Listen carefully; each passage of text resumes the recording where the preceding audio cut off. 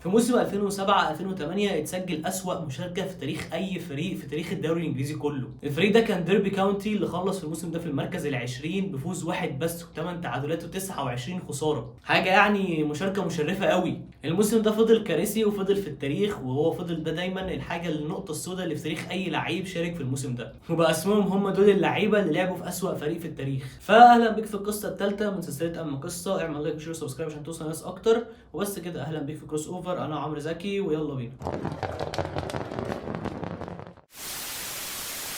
يا سلام، أما قصة عبرة صحيح. القصه بدات من موسم 2006 2007 لما ديربي كاونتي كان لسه في الشامبيونشيب. ساعتها قرروا ان هم يتعاقدوا مع مدرب اسمه بيلي ديفيس، وساعتها قعدوا مع الراجل وحطوا له خطه ان هو يصعد للبريمير ليج تاني في خلال 3 سنين. وده ساعتها كان فتره زمنيه تبدو منطقيه جدا، لان الموسم اللي قبله في الشامبيونشيب الفرقه دي كانت هتهبط لدرجه ثالثه ليج 1.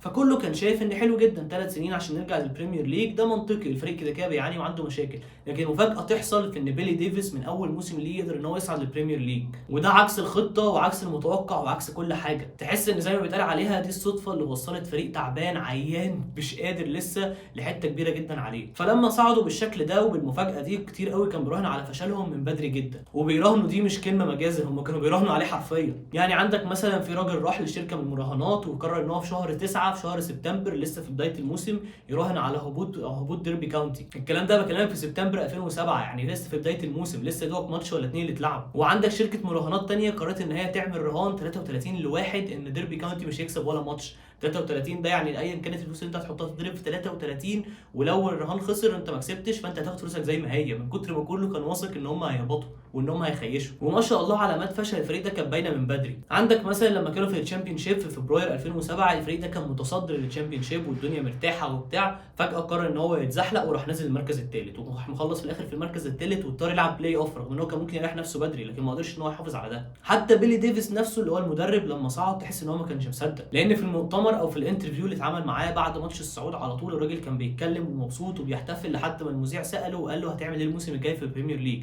ساعتها الراجل سكت كده وبدا يبان عليه ملامح التوتر وراح قال له احنا هنحتفل النهارده، وساب الانترفيو ومشي. شرح بعدها من كام سنه ايه حصل كده، وقال ساعتها ان هو كان عنده اخبار ومعلومات ان النادي هيتباع وان هم عايزين يمشوه وهيحصل تغيير اداري وكل حاجه في النادي.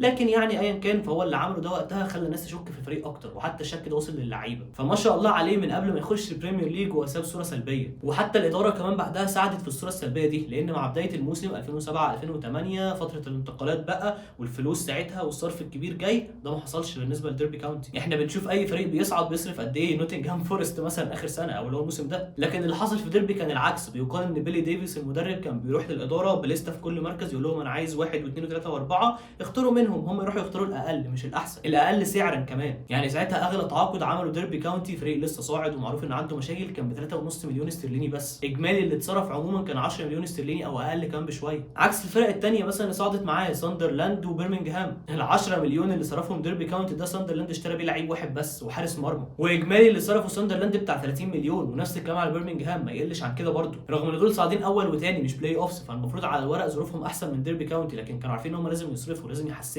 في الاخر النتيجه كانت ان ساندرلاند قعد في الدوري في مركز ال 15، برمنجهام خلص في ال 19 وهبط، بس حاله احسن بكتير من حال ديربي كاونتي، الفرق بينهم 24 نقطه. احنا بنتكلم في ديربي مخلص في ال 20 ب 11 نقطه، برمنجهام 19 ب 35 نقطه. فبكل ده بقى ديربي كاونتي داخل الموسم بيعتمد على نفس اللعيبه اللي كانت بتلعب في ليج 1 او في تشامبيونشيب اقصد، لان ده كان مستواهم. فبكل ده بقى ديربي كاونتي داخل البريمير ليج بلعيبه مستواها تشامبيونشيب، ده اللي هم متعودين عليه. فطبعا ده خلاه قدام الفرق الكبيره يبان ضعيف قوي. يعني عندك مثلا قبل ما سبتمبر يخلص اللي هو لسه اول شهر في الموسم، الفريق كان خسران من توتنهام 4، من ارسنال 5، من ليفربول 6، وعلى نوفمبر كانوا خسروا من ويست هام 5-0، وده كان خساره من وسط 5 ماتشات ورا بعض، ما بيكسبوش وحتى ما بيتعادلوش ومش بيسجلوا ولا جون. وبالنسبه لبيلي ديفيس مدرب الفريق فاخباره طلعت صح، والنادي فعلا اتباع، وبدا ان هو يحصل تغييرات كبيره جدا في الشكل الاداري بتاع النادي، وناس تمشي وناس تيجي. ففي نفس شهر نوفمبر ده بيلي ديفيس خسر ماتش من تشيلسي، وخلاص بقى عارف ان هو 100% ماشي، فقرر ان هو يطلع بقى في الاعلام يصيح. فبدا كلامه بان هو يقول الفرقه دي مش كويسه كفايه ان هي تلعب في البريمير ليج، وهو ما كانش قصده يخبط في اللعيبه، هو كان بيوصف حال الفرقه وهو قال اللعيبه نفسها عارفه كده. فالراجل قال عشان العب في البريمير ليج فانا كنت محتاج استثمارات في اللعيبه، وراح مخبط كمان في الاداره وقال لك ما جابوليش اللعيبه اللي انا عايزهم ومفيش بيننا وبين بعض تواصل، انا بقالي 3 اسابيع ما بكلمش اي حد من الاداره، واللي هو بقى الجو بتاع بيضطهدوني والحاجات دي بقى كلها خلاص. ساعتها في ناس كانت شايفه ان اللي هو عمله ده ده الصح ومن حقه ان هو يطلع يصيح وبيفضح النادي وبيتكلم في حاجات موجوده فعلا،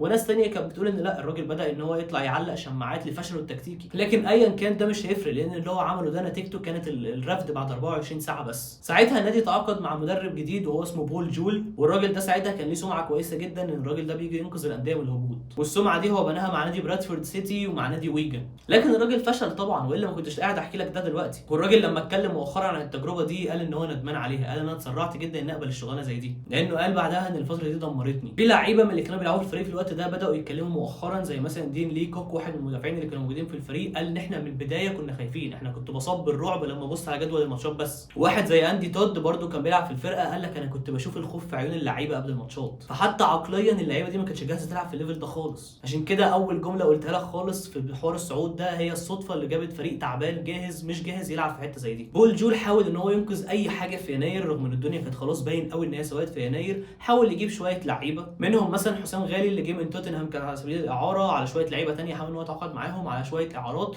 لكن ما كانش فيه اي امل. ملخص فتره بول جول مع الفريق كانت كالاتي: 5 تعادلات، خروج مهم من الاف اي كاب قدام بريستون سيتي بنتيجه 4-1، و3 ماتشات خسرهم بنتيجه 6 من ارسنال وتشيلسي واستون فيلا، والباقي بقى اللي هو هزايم عاديه، حاجات على الخفافي كده 2 3 4 مقبوله.